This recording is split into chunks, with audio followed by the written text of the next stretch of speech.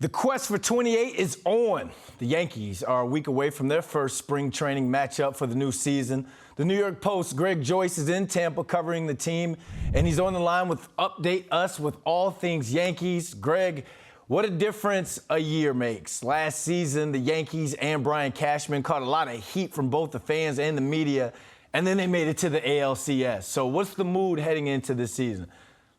Yeah, I think they're all pretty optimistic, from the Yankees' perspective, coming in with a pretty strong roster again. Obviously, they feel they have, one of the better rotations in baseball if everybody can stay healthy with Garrett Cole and Carlos Rodon at the top, and then you add in Nestor Cortes and Luis Severino, two other former All-Stars.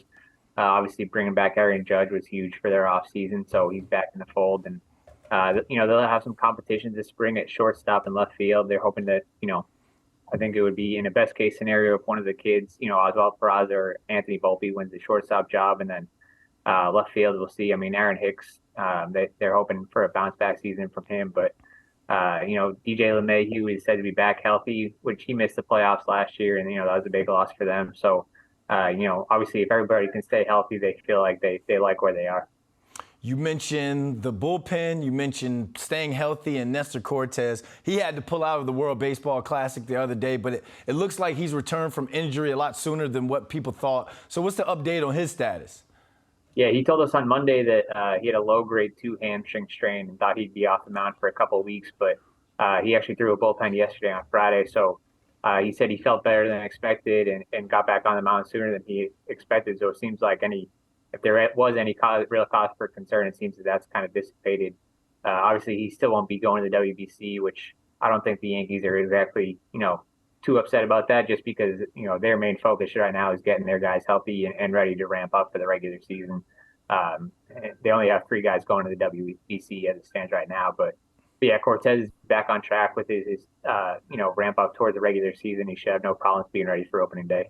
That's great news for Yankees fans. Let's talk about Carlos Rodon, because he was a big pickup for the team this offseason. How's he fitting in? How's he adjusting to life in pinstripes?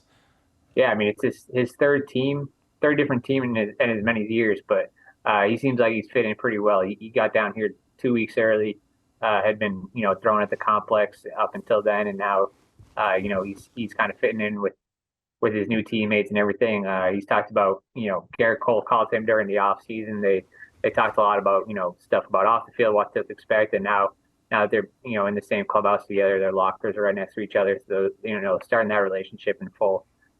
Seems like it'll be good for those guys to kind of compete against each other from start to start, trying to elevate each other's game.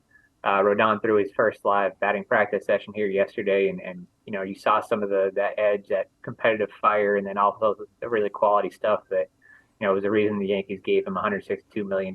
So they think he's going to fit in really well, and it seems like he's getting his feet wet here. But he talked about how excited he is to kind of get this journey started. So I think both sides are really happy with it so far. Yeah, competition brings the best out of you. Greg, it's 40-something degrees up here in New York. Enjoy Tampa and that warm weather. And thanks for joining us. Thanks, Brandon.